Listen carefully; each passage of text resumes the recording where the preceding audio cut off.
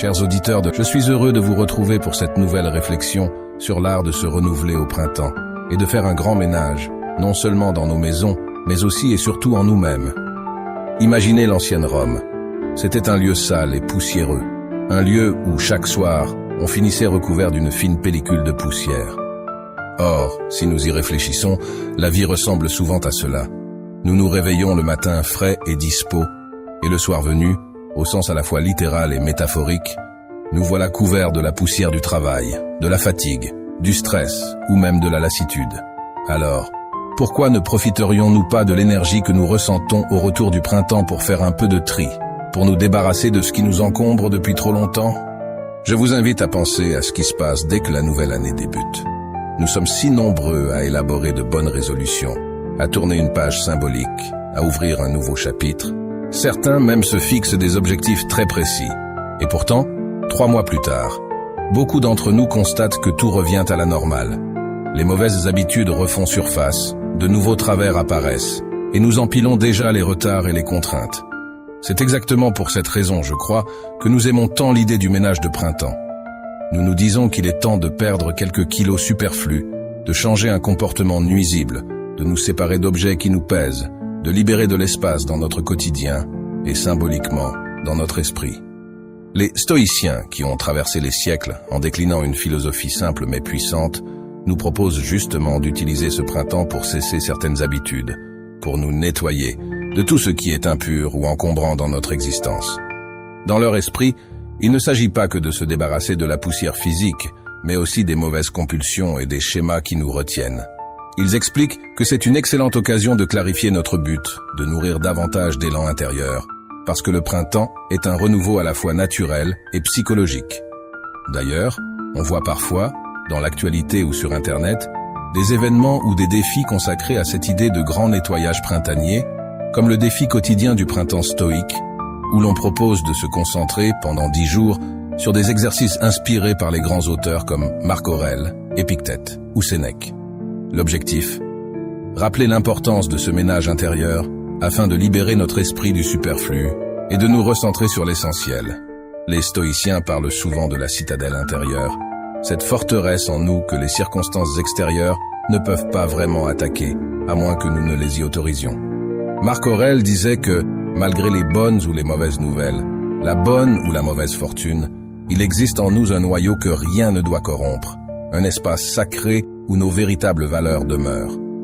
Quand on médite, on réalise qu'au-delà de la poussière de la vie quotidienne, au-delà de nos déceptions, de nos contrariétés, il subsiste cette part de bonté, cette étincelle de pureté.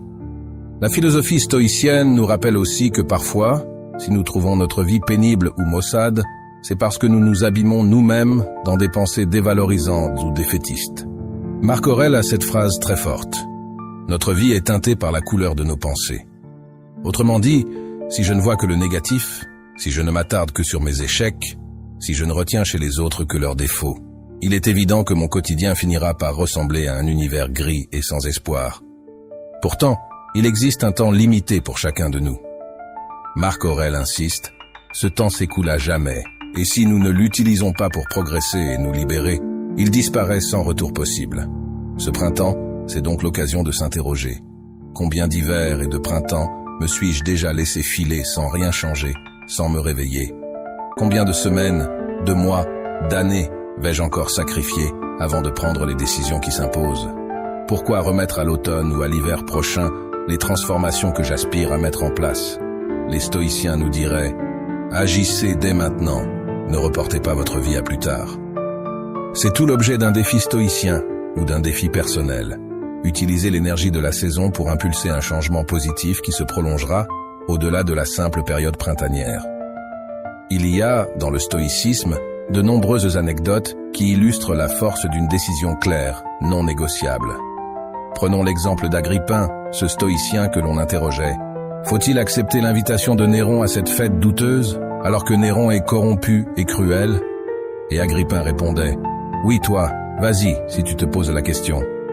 En revanche, lui ne s'interrogeait même pas. Il refusait d'office, car cette simple réflexion sur « dois-je y aller ?» n'avait pas lieu d'être. Il savait ce qui était juste, il savait ce qu'il voulait. Il avait cette boussole intérieure qui lui dictait de ne pas mettre un pied dans une situation contraire à ses principes. Cela invite à clarifier ce qui est pour nous un oui catégorique ou un non sans équivoque, sans toujours tergiverser. C'est un peu comme quand on décide de s'occuper de son courrier électronique ou de tout ce qui encombre notre vie numérique. Ryan Holiday, un auteur très proche de la pensée stoïcienne, confiait un jour qu'on ne doit pas forcément de réponse à toute sollicitation. Avant, il tenait absolument à avoir une boîte de réception constamment vide, mais il a réalisé que cela l'empêchait de consacrer du temps à ce qui est vraiment important. On se laisse souvent happer par l'urgence apparente, et on en oublie ce qui est vraiment prioritaire. Stephen Covey appelle cela la confusion entre l'urgent et l'important. Le printemps nous appelle à ralentir pour mieux avancer. On retrouve alors ce proverbe latin cher à l'empereur Auguste, festina lente, autrement dit, dépêche-toi lentement. Nous sommes parfois si pressés d'atteindre nos objectifs que nous nous précipitons de façon désordonnée, alors que le secret d'une action rapide et efficace est la délibération calme, la préparation sereine. C'est un peu comme mesurer 2 fois avant de couper, ou comme le dicton militaire, lent c'est doux, et doux c'est rapide. Plus on se montre posé et réfléchi, plus on agit vite au final, parce qu'on évite les faux pas et les détours inutiles. Un autre aspect à considérer, c'est la rancune.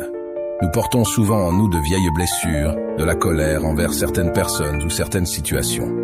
Marc Aurèle dit « Regardez ceux qui ont vécu dans la rancune, ils sont morts et enterrés, et leurs griefs ne sont allés nulle part.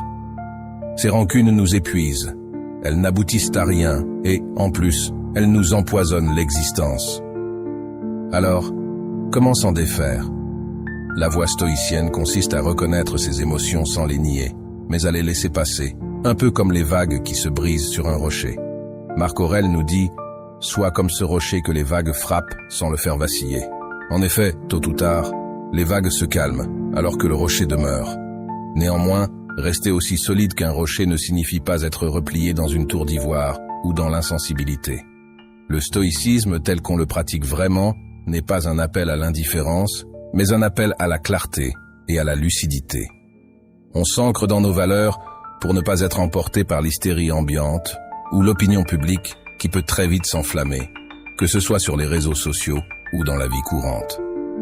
Quand Chrysippe, un des premiers stoïciens, disait « Si j'avais voulu faire comme tout le monde, je ne serais pas devenu philosophe », il nous rappelait qu'il est parfois nécessaire de ralentir, de réfléchir par nous-mêmes, au lieu de suivre le mouvement aveuglément.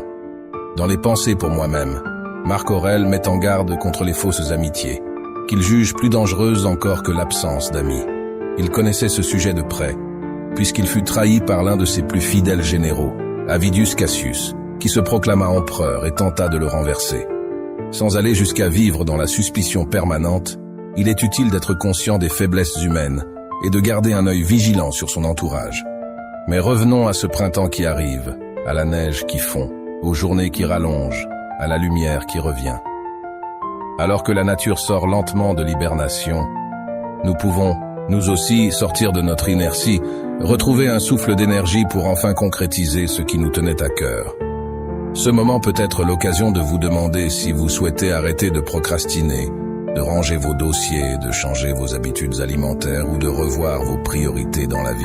Bien entendu, l'idée n'est pas de tout bouleverser du jour au lendemain, mais de profiter de l'élan saisonnier pour prendre la décision qui vous a longtemps fait défaut, celle qui a été remise au lendemain trop souvent. Vous allez peut-être dire que tout cela est trop abstrait, que le stoïcisme est une philosophie antique qui ne s'applique plus à notre monde moderne. Pourtant, quand Sénèque, Épictète ou Marc Aurèle écrivaient leurs textes, ils faisaient face à des contraintes tout aussi concrètes que les nôtres. La maladie, la mort, la guerre, les trahisons, les fluctuations politiques, la pression des puissants, le manque de temps. Le stoïcisme est né de ces situations bien réelles, et c'est précisément parce qu'il apporte des outils applicables au quotidien qu'il a traversé plus de 20 siècles. Pour le prouver, prenons des exemples simples. Supposons que vous ayez entassé dans votre cave ou dans votre grenier tout un tas d'objets inutilisés depuis plusieurs années. Vous pourriez décider, à l'occasion de cette saison, de trier, de donner, de revendre ou de jeter ce qui ne sert plus. Vous ressentiriez très certainement une forme de légèreté presque immédiate. En parallèle, si vous observez vos pensées, vous constaterez que ce tri matériel vous incite à faire aussi un tri dans vos préoccupations, à hiérarchiser ce qui compte et ce qui vous pèse inutilement. Autre situation concrète, vous glissez sur un trottoir parce qu'il reste une plaque de verglas tardive. Vous vous faites mal et vous en voulez à la terre entière. Le stoïcisme vous dirait, tu ne contrôles ni la météo, ni l'état de la chaussée, mais tu contrôles ta réaction à cet accident. Il ne s'agit pas de nier la douleur, mais de garder l'esprit clair. Vous ne gagnerez rien à vous apitoyer plus que de raison ou à nourrir une colère stérile. De même, si vous vous lancez dans un défi sportif après l'hiver, vous risquez vite de rencontrer de la fatigue, des courbatures, la tentation de tout arrêter. Le stoïcisme, encore une fois, vous rappellera que vous pouvez choisir la constance et la persévérance, parce que la météo, vos courbatures, ou l'avis des gens qui vous jugeraient trop ambitieux, tout cela ne dépend pas de vous. Ce qui dépend de vous, c'est votre engagement. Marc Aurèle le formulait avec éloquence. Notre vie est ce qu'en font nos pensées. On retrouve cette idée d'un filtre. Si je porte des lunettes sombres, tout me semblera sombre. Si je choisis de porter un regard plus positif ou plus confiant, tout ne deviendra pas magique, mais je percevrai sans doute davantage les portes ouvertes plutôt que celles qui sont fermées. Maintenant, il est possible que vous songiez, oui, mais si je jette mes vieilleries, si je fais le tri dans mes amitiés, est-ce que je ne vais pas me retrouver plus seul, plus démuni? En réalité, c'est l'inverse qui se produit. Quand on élimine le superflu, on libère de la place pour ce qui compte vraiment, pour les liens sincères, pour les vraies passions et les vraies priorités. On s'expose moins au stress et on se rapproche davantage de l'essentiel. Dans le stoïcisme, on insiste souvent sur la dichotomie du contrôle. Ce qui dépend de moi, je le prends en charge, je m'y consacre. Ce qui n'en dépend pas, je l'accepte sans m'en rendre malade. Alors pourquoi ne pas dresser, à l'aube de ce printemps, une liste de ce que vous pouvez et devez changer, et une liste de ce que vous devez accueillir comme une donnée extérieure et imparfaite? Dépêchez-vous lentement. Personne ne vous demande d'entreprendre un grand bouleversement d'un seul coup. Vous pouvez commencer par 5 minutes de méditation le matin, par un rangement progressif d'une pièce par jour, par la décision de pardonner à quelqu'un ou de vous libérer d'une rancune qui vous suit depuis trop longtemps. Peut-être que, chaque soir, vous pouvez tenir un petit journal. Notez ce que vous avez bien fait ou mal fait, ce qui vous a ému, contrarié, ce que vous avez appris. D'après la tradition, Marc Aurèle, le grand empereur philosophe, rédigeait ainsi ses pensées, non pas pour publier un livre, mais pour clarifier son esprit. Ce qui compte, c'est de ne pas s'illusionner en se disant « je le ferai plus tard, j'ai tout le temps ». Cette procrastination nous enferme dans une spirale où les jours, les mois et les années passent sans qu'aucun vrai changement n'ait lieu. Dites-vous, comme Marc Aurèle, ne vis pas comme si tu avais 10 000 ans devant toi. J'aimerais attirer votre attention sur un autre point. La pratique stoïcienne n'est pas synonyme de solitude ou d'indifférence aux autres. Au contraire, Marc Aurèle affirme que nous sommes faits pour l'entraide. C'est la fameuse image selon laquelle nous sommes comme les mains et les pieds d'un seul grand corps, faits pour collaborer, nous soutenir, nous entraider. Bien sûr, nous devons être vigilants quant aux fausses amitiés ou aux influences toxiques, mais nous ne devons pas oublier la bienveillance. Le ménage de printemps, au sens stoïcien, peut aussi consister à réparer certaines relations, à renouer le dialogue, à mieux communiquer. Parfois, on réalise que le problème n'était pas l'autre, mais notre propre susceptibilité ou notre propre maladresse. Ce nouveau départ printanier peut donc être l'occasion de revoir sa façon de se comporter avec autrui. Si, en plus, vous avez la possibilité de suivre un programme, un défi, ou de rejoindre un groupe de pratiques stoïciennes, c'est souvent très motivant. Le partage de nos expériences, de nos difficultés et de nos réussites renforce notre détermination. On se rend compte qu'on n'est pas seul à se débattre avec des problèmes de motivation, de procrastination ou de gestion du stress. Peut-être vous demandez-vous quoi faire concrètement dès maintenant. Eh bien, commencez par fermer un instant les yeux ou par couper toutes les distractions autour de vous et réfléchissez. Qu'est-ce qui vous pèse en ce moment? Qu'aimeriez-vous changer si vous vous en sentiez capable? Puis choisissez une seule chose, la plus simple ou la plus urgente, et agissez. Ensuite, vous pourrez passer à la suivante, et ainsi de suite. Les stoïciens avaient aussi recours à des exercices mentaux comme la visualisation négative. Chaque matin, imaginez un instant ce qui pourrait mal se passer, comme un contretemps, un reproche, un imprévu. Non pas pour être pessimiste, mais pour mieux vous préparer à ces éventualités, de sorte qu'elles ne vous surprennent pas et ne vous paralysent pas. De même, vous pouvez tenir un petit carnet pour noter vos réussites et vos échecs, afin d'analyser calmement la situation.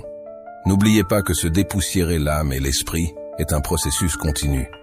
Ce n'est pas parce qu'on a passé un coup de balai dans sa maison et fait une séance de méditation qu'on est à l'abri de toute nouvelle poussière. Chaque jour, la vie dépose son lot de soucis et de contrariétés. L'important est de ne pas laisser ces problèmes s'accumuler et nous recouvrir d'une couche épaisse de frustration. Revenons enfin à cette belle métaphore que Marc Aurèle utilise.